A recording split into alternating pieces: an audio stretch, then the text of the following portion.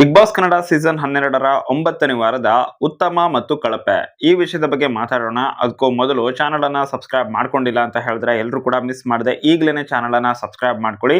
ಪಕ್ಕದಲ್ಲಿ ಒಂದು notification bell ಕೂಡ ಇರುತ್ತೆ, ಕ್ಲಿಕ್ ಮಾಡಿ ಆಲ್ ಅಂತ ಸೆಟ್ ಮಾಡಿ. ಸೊ ಇವಾಗ ನೇರವಾಗಿ ವಿಷಯಕ್ಕೆ ಬರೋದಾದ್ರೆ, ಬಿಗ್ ಬಾಸ್ ಕನ್ನಡ ಸೀಸನ್ 12ರ 9ನೇ ವಾರ ಏನಿದೆ BB ಪ್ಯಾಲೇಸ್ ಅಂತ ಕನ್ವರ್ಟ್ ಮಾಡಿ ಬಿಗ್ ಬಾಸ್ ತುಂಬಾ ಜನರಿಗೆ ಅವರ ತನವನ್ನ ಎಕ್ಸ್ಪ್ರೆಸ್ ಮಾಡ್ಕೊಳ್ಳೋದಕ್ಕೇನೆ ಅವಕಾಶವನ್ನ ಮಾಡಿಕೊಟ್ಟಿಲ್ಲ ಅನ್ನೋ ರೀತಿಯಲ್ಲಿ ನನಗನ್ನಿಸ್ತು.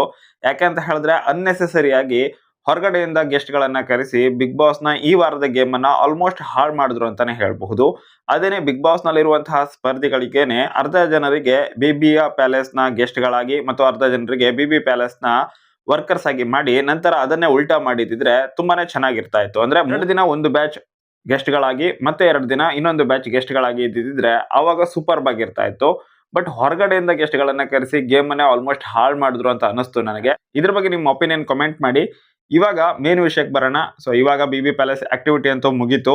ಓವರ್ ಆಲ್ ಆಗಿ ಕನ್ಸಿಡರ್ ಮಾಡೋದಾದ್ರೆ ಸ್ಟಾರ್ಟಿಂಗ್ ಒಂದೆರಡು ದಿನ ನೋಡಿದಾಗ ಗಿಲ್ಲಿ ಈ ವಾರದ ಕಳಪೆ ಆಗ್ತಾನೆ ಅನ್ನೋ ರೀತಿನಲ್ಲಿ 100% ಕಾಣಿಸ್ತಾ ಇತ್ತು. ಯಾಕಂತ ಹೇಳಿದ್ರೆ ಎಲ್ಲರಿಗೂ ಕೂಡ ಗಿಲ್ಲಿಯ ಮೇಲೆ ಸಿಕ್ಕಾಪಟ್ಟೆ ಸಿಟ್ಟು ಬಂದಿತ್ತು. ಗಿಲ್ಲಿಯಿಂದನೇ ಪಾಯಿಂಟ್ಸ್ ಎಲ್ಲ ಹೋಗ್ತಾ ಇದೆ ಅನ್ನೋ ರೀತಿನಲ್ಲಿ ಎಲ್ಲರೂ ಕೂಡ ಗಿಲ್ಲಿ ಮೇಲೆ ಸಿಟ್ಟು ಮಾಡ್ಕೊಂಡಿದ್ರು. ಬಟ್ ಅಲ್ಲಿ ಅನ್ಎಕ್ಸ್ಪೆಕ್ಟೆಡ್ ಆಗಿ ಎಂಟ್ರಿ ಕೊಟ್ಟಿದ್ದು ಯಾರಪ್ಪ ಅಂತ ಹೇಳಿದ್ರೆ ಕ್ಯಾಪ್ಟನ್ ಅಭಿ ಅವರು. ತಾನಿದ್ದೀನಿ ಕಳಪೆ ಆಗೋದಕ್ಕೆ ಅಂತ ಹೇಳಿ ಮುಂದೆ ಬಂದ ರೀತಿನಲ್ಲಿತ್ತು. ಯಾಕೆ ಅಂತ ಹೇಳಿದ್ರೆ BB ಪ್ಯಾಲೇಸ್ ನಲ್ಲಿ ಗೆಸ್ಟ್ ಗಳು ಕೊಟ್ಟಿದ್ದಂತಹ ಪಾಯಿಂಟ್ಸ್ ಅನ್ನ ಡಿಸ್ಟ್ರಿಬ್ಯೂಟ್ ಮಾಡುವಂತಹ ಸಮಯದಲ್ಲಿ ಅತ್ಯಂತ ಕೆಟ್ಟ ನಿರ್ಧಾರವನ್ನು ತೆಗೆದುಕೊಂಡಿದ್ದಾರೆ. ಹಾಗೇನೆ ಪಾರ್ಶಿಯಾಲಿಟಿ ಮಾಡಿರೋದು 100% ಎದ್ದು ಕಾಣಿಸ್ತಾ ಇದೆ. ಧನುಷ್ ಗೌಡ ಅವರು ಮೊದಲೇನೆ ಫಿಕ್ಸ್ ಮಾಡ್ಕೊಂಡಿದ್ರು ತನಗೆ ತನ್ನ ಕಡೆ ಸ್ವಲ್ಪ ಗಮನ ಇರಲಿ ಅಂತ ಹೇಳಿ. ಹಾಗೇನೆ ಇಲ್ಲಿ ಇಂಡೈರೆಕ್ಟ್ ಆಗಿ ಅವ್ರು ಹಿಂಟನ್ನೇ ಬೇರೆ ಕೊಟ್ಟಿದ್ರು, ನಾನೀಗ ಆಲ್ರೆಡಿ ಲೆಟರ್ ಬೇರೆ ಬಿಟ್ಕೊಟ್ಟಿದ್ದೀನಿ ಅನ್ನೋ ರೀತಿನಲ್ಲಿ ಒಂದು ರೀತಿ ಎಮೋಷನಲ್ ಆಗಿ ಡ್ರಾಮಾ ಮಾಡಿದ್ರು ಅಂತಾನೆ ಹೇಳ್ಬಹುದು. ಸೊ ಅದು ಅಭಿ ಅದಕ್ಕೆ ಬಕ್ರ ಕೂಡ ಆದ್ರು ಮತ್ತು ಧನುಷ್ ಅವರಿಗೆ ಜಾಸ್ತಿ ಪಾಯಿಂಟ್ಸ್ ಅನ್ನ ಕೊಟ್ಟು ಕ್ಯಾಪ್ಟನ್ ಓಟಕ್ಕೂ ಕೂಡ ಕಳಿಸಿದ್ರು. ಇಲ್ಲಿ ಧನುಷ್ ಅವರು ಕ್ಯಾಪ್ಟನ್ ಬೇರೆ ಇವಾಗ ಆಗಿದ್ದಾರೆ. ಸೊ ವರ್ಸ್ಟ್ ನಿರ್ಧಾರ. ಯಾಕಂತ ಹೇಳಿದ್ರೆ ಬರೀ ಅಡುಗೆ ಮಾಡೋರಿಗೆ ಅಷ್ಟೇನೆ ಪಾಯಿಂಟ್ಸ್ ಅನ್ನ ಕೊಟ್ಟಿರೋ ರೀತಿನಲ್ಲಿದೆ. ಸೂರಜ್ ಅಡುಗೆ ಡಿಪಾರ್ಟ್ಮೆಂಟ್, ಹಾಗೇನೆ ರಘು ಅಡುಗೆ ಡಿಪಾರ್ಟ್ಮೆಂಟ್, ಧನುಷ್ ಅಡುಗೆ ಡಿಪಾರ್ಟ್ಮೆಂಟ್, ಜಾನ್ವಿಗೆ ಒಂದು ಯಾಕೆ ಬಿಟ್ರಿ, ಜಾನ್ವಿಗೆ ಕೊಟ್ಟಿದ್ರೆ ಆಗಿರೋದು. ಹಾಗಂತ ಕೊಟ್ಟಿದ್ದು ತಪ್ಪಂತಲ್ಲ, ಬಟ್ ಧನುಷ್ ಅವರನ್ನ ಇಲ್ಲಿ ಅಭಿ ಅವರು ಅಷ್ಟೊಂದು ಅಬ್ಸರ್ವ್ ಮಾಡ್ತಾ ಇದ್ರ ಅಥವಾ ಧನುಷ್ ಅವರನ್ನ ಮಾತ್ರನೇ ಅಬ್ಸರ್ವ್ ಮಾಡ್ತಾ ಇದ್ರ? ಎಲ್ಲರನ್ನು ಕೂಡ ಅಬ್ಸರ್ವ್ ಮಾಡಿ ಪಾಯಿಂಟ್ಸ್ ಅನ್ನ ಹಂಚಬೇಕಾಗಿತ್ತು. ಕಾವ್ಯ ಅವರಿಗೆ ಪಾಯಿಂಟ್ಸ್ ಹಂಚಿಕೆಯಲ್ಲಿ 100% ಮೋಸ ಆಗಿದೆ. ಇನ್ನೂ ಕೂಡ ಸಾಕಷ್ಟು ಸ್ಪರ್ಧಿಗಳಿಗೆ, ಅಶ್ವಿನಿ ಅವರು ಕೂಡ ಅಷ್ಟೇನೆ ತುಂಬಾನೇ ಚೆನ್ನಾಗಿ ಆಡಿದ್ದಾರೆ. ಅವರು ತಮ್ಮ ಒಂದು ಈಗೋನ ಬಿಟ್ಟು ಪಕ್ಕದಲ್ಲಿ ಇಟ್ಟು ಗೇಮ್ ಅನ್ನ ಆಡಿದ್ದಾರೆ ಅಂತಾನೆ ಹೇಳ್ಬಹುದು. ಎಸ್ಪೆಷಲಿ ತುಂಬಾನೇ ಚೆನ್ನಾಗಿ ಈ ವಾರದಲ್ಲಿ ಅವರು ಗೇಮ್ ಅನ್ನ ಆಡಿದ್ದಾರೆ. ಸೊ ಮೆಚ್ಕೊಳ್ಬೇಕು ಅಶ್ವಿನಿ ಅವರಿಗೆ ಹೆಚ್ಚಿನ ಪಾಯಿಂಟ್ ಸಿಗಬೇಕಾಗಿತ್ತು. ಬಟ್ ಅಭಿ ಅವರು ಪಾಯಿಂಟ್ ಹಂಚಿಕೆಯಲ್ಲಿ 100% ಅಟ್ಟರ್ ಫ್ಲಾಪ್ ಆದ್ರು. ಇನ್ನು ಸೆಕೆಂಡ್ ನೋಡ್ತಾ ಹೋಗೋದಾದ್ರೆ ಇದರಿಂದ ತುಂಬಾ ಜನರಿಗೆ ಅಸಮಾಧಾನ ಇದೆ. ಇನ್ನು ಸೆಕೆಂಡ್ ನೋಡೋದಾದ್ರೆ ಕ್ಯಾಪ್ಟನ್ಸಿ ರೂಮ್ ಅನ್ನೇ ಬಿಟ್ಕೊಟ್ಟಿದ್ದಾರೆ. ಈಗ ಯಾವ ಸಿಮ್ಮೆ ಕ್ಯಾಪ್ಟನ್ ಅಂತ ಅರ್ಥ ಆಗಿಲ್ಲ. ಸೊ ಸಿಕ್ಕಾಪಟ್ಟೆ ದಡ್ಡನ ರೀತಿನಲ್ಲಿ ವರ್ತನೆ ಮಾಡಿದ್ರು ಅಭಿಷೇಕ್ ಅವರು ಇಲ್ಲಿ. ಯಾಕಂತಂದ್ರೆ ಕ್ಯಾಪ್ಟನ್ಸಿ ರೂಮ್ ಅನ್ನ ಬಿಟ್ಕೊಟ್ಟಿದ್ದಾರೆ. ಜಾನ್ವಿ ಅವರಿಗೆ ಅರ್ಥ ಆಗಿದೆ, ಕ್ಯಾಪ್ಟನ್ಸಿ ರೂಮ್ ಅನ್ನೆಲ್ಲ ಬಿಟ್ಕೊಟ್ಟಿಕ್ ಹೋಗ್ಬೇಡಿ ಅಂತ ಹೇಳಿದ್ದಾರೆ ಜಾನ್ವಿ ಅವರು. ಅಟ್ಲೀಸ್ಟ್ ಪಾಯಿಂಟ್ ಅನ್ನ ರೈಸ್ ಮಾಡಿದ್ದಾರೆ. ಅಭಿಷೇಕ್ಗೆ ಆ ಬುದ್ಧಿನೂ ಕೂಡ ಇಲ್ವಾ, ಒಂದ್ ರೀತಿ ಡಮ್ಮಿ ಪೀಸ್ ಆಗ್ಬಿಟ್ರು ಅಂತಾನೆ ಹೇಳ್ಬಹುದು. ಸೊ ಹೀಗಾಗಿ ಅಲ್ಲೂ ಕೂಡ 100% ಇವರೇನೆ ಕಳಪೆ. ಇದ್ರ ಜೊತೆಗೆ ಮ್ಯಾನೇಜರ್ ಏನಿದ್ದಾರೆ ತಮ್ಮ ಸ್ಟಾಫ್ ಗಳನ್ನ ಈಸಿಯಾಗಿನೇ ಬಿಟ್ಕೊಡ್ತಾ ಇದ್ದಾರೆ. ಸೊ ಒಂದ್ ರೀತಿ ಆಳನೆ ರೀತಿನಲ್ಲಿ ಅವರು ಕನ್ವರ್ಟ್ ಮಾಡ್ಬಿಟ್ರು ಅಂತಾನೆ ಹೇಳ್ಬಹುದು ತಮ್ಮ ಒಂದು ವರ್ಕರ್ಸ್ ಅನ್ನ. ಯಾಕೆ ಅಂತ ಹೇಳಿದ್ರೆ ಅವರು ಗೆಸ್ಟ್ ಗಳು ಬಂದವರು ಏನೆಲ್ಲ ಡಿಮ್ಯಾಂಡ್ ಮಾಡ್ತಾರೋ ಎಲ್ಲದಕ್ಕೂ ಓಕೆ, ಏನ್ ಕೇಳಿದ್ರು ಓಕೆ. ಅವ್ರು ಕ್ಯಾಪ್ಟನ್ಸಿ ರೂಮ್ ಅನ್ನ ಬಿಟ್ಕೊಟ್ಟ ರೀತಿನಲ್ಲ, ನಿಮ್ ಸೂಟು ಬೂಟು ಬಿಚ್ಕೊಡಿ, ನೀವು ಮನೆಯ ಮೇಲೆ ಇರಿ ಅಂತ ಹೇಳಿ ಅಭಿ ಅವ್ರಿಗೆ ಹೇಳಿದಿದ್ರೆ ಹಂಗೇನೆ ಇರ್ತಾ ಇದ್ರು ಅಭಿ ಅವರು. ಡೌಟೇ ಬೇಡ. ಅವ್ರ ಪ್ರಕಾರ ಬಿಗ್ ಬಾಸ್ ಏನೋ ಹೇಳಿದಾರೆ ಅದನ್ನ ನಾವು ಮಾಡ್ಕೊಂಡು ಹೋಗ್ಬೇಕು ಅಷ್ಟೇ. ಸೊ ಏನ್ ಹೇಳಿದಾರೆ, ಎಷ್ಟು ಲಿಮಿಟ್ ಅಲ್ಲಿ ಹೇಳಿದಾರೆ, ಸೊ ಅದೆಲ್ಲ ಅವ್ರಿಗೆ ಗೊತ್ತಿಲ್ಲ. ಸೊ ಅವ್ರಿಗೇನಪ್ಪಾ ಅಂತ ಹೇಳಿದ್ರೆ ಬಿಗ್ ಬಾಸ್ ಹೇಳಿರೋದಿನ್ನು ಅವರಿಗೆ ಒಳ್ಳೆ ಆತಿಥ್ಯವನ್ನ ಕೊಡಬೇಕು ಅಂತ ಹೇಳಿದ್ದಾರೆ. ಮತ್ತೆ ಅವರಿಗೆ ಏನಾದ್ರು ಬೇಕು ಅಂತ ಹೇಳಿದ್ರೆ, ಅವ್ರಿಗೆ ಏನಾದ್ರು ಒಳ್ಳೆ ಸವಲತ್ತು ಬೇಕು ಅಂತಂದ್ರೆ ಅದನ್ನ ಒದಗಿಸ್ಕೊಡ್ಬೇಕು ಅಂತ ಹೇಳಿದ್ದಾರೆ. ಅದನ್ನೇ ಬಿಟ್ಟು ನಿಮ್ಮ ಕ್ಯಾಪ್ಟನ್ಸಿ ರೂಮ್ ಅನ್ನೇ ಕೊಡಿ ಇವೆಲ್ಲ ಹೇಳಿದಾರ.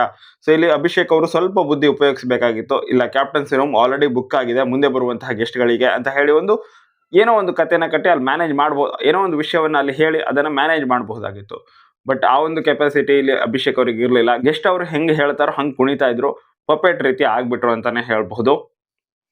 ಸೊ ಇದರಿಂದಾಗಿ ತುಂಬಾ ಜನರಿಗೆ ಅಸಮಾಧಾನ ಕೂಡ ಇದೆ. ಇದರಿಂದಾಗಿ ಇಲ್ಲಿ ಅಭಿಷೇಕ್ ಶ್ರೀಕಾಂತ್ ಅವರು ಈ ವಾರದ ಕಳಪೆ ಆಗ್ತಾರೆ, ಇದಂತೂ ಆಲ್ಮೋಸ್ಟ್ ಕನ್ಫರ್ಮ್. ಇನ್ನು ನೆಕ್ಸ್ಟ್ ಉತ್ತಮದ ಬಗ್ಗೆ ಮಾತಾಡೋದಾದ್ರೆ ಇವಾಗ ಧನುಷ್ ಅವರು ಕ್ಯಾಪ್ಟನ್ ಆಗಿದ್ದಾರೆ. ಸೊ ಹೀಗಾಗಿ ತುಂಬಾ ಜನ ಧನುಷ್ ಅವರಿಗೆ 100% ಸ್ವಲ್ಪನಾದ್ರೂ ನೈಸ್ ಮಾಡಿ ಬಕೆಟ್ ಹಿಡಿಯೋ ಪ್ರಯತ್ನ ಮಾಡೇ ಮಾಡ್ತಾರೆ. ಸ್ವಲ್ಪ ಜನನಾದ್ರೂ 100% ಮಾಡೇ ಮಾಡ್ತಾರೆ.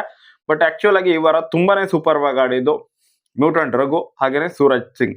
ಇವರಿಬ್ರು ಆಕ್ಚುಲಿ ತುಂಬಾನೇ ಚೆನ್ನಾಗಿ ಆಡಿದ್ದಾರೆ.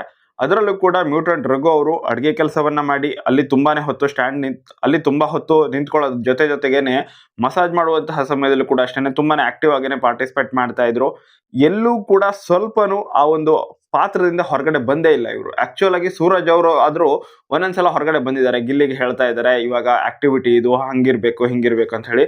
ಬಟ್ ಮ್ಯೂಟೆಂಟ್ ರಘು ಅವರು ಒನ್ ಆಫ್ ದ ಬೆಸ್ಟ್ ಅಂತ ಅನ್ನಿಸ್ತು ನನಗೆ. ತನ್ಗೆ ಎಷ್ಟು ಕೆಲಸ ಕೊಟ್ಟಿದ್ದಾರೋ ಆ ಕೆಲಸವನ್ನ ನೀಟಾಗಿ ಮಾಡ್ಕೊಂಡು ಹೋಗಿ ತನ್ನಿಂದ ಮ್ಯಾಕ್ಸಿಮಮ್ ಎಷ್ಟು ಸಪೋರ್ಟ್ ಕೊಡ್ಲಿಕ್ಕಾಗುತ್ತೋ ಎಲ್ಲಾ ಸಪೋರ್ಟ್ ಅನ್ನ ಎಲ್ಲಾ ಭಾಗದಲ್ಲೂ ಕೂಡ ತಮ್ಗೆ ಸಿಕ್ಕಂತಹ ಎಲ್ಲಾ ಕೆಲಸಗಳನ್ನು ಕೂಡ ತುಂಬಾನೇ ಅಚ್ಚುಕಟ್ಟಾಗಿ ಮಾಡ್ಕೊಂಡು ಹೋಗಿ ಯಾವುದೇ ಒಂದು ವಿಷಯವನ್ನ ಕೂತು ಮಾತಾಡೋದಾಗಿರ್ಬಹುದು, ಹಾಗೇನೆ ಯಾವುದೋ ಹಳೆ ವಿಷಯವನ್ನ ಕೆದ್ಕೋದಾಗಿರ್ಬಹುದು, ಯಾವುದೇ ರೀತಿಯಾಗಿ ಮಾಡಿಲ್ಲ.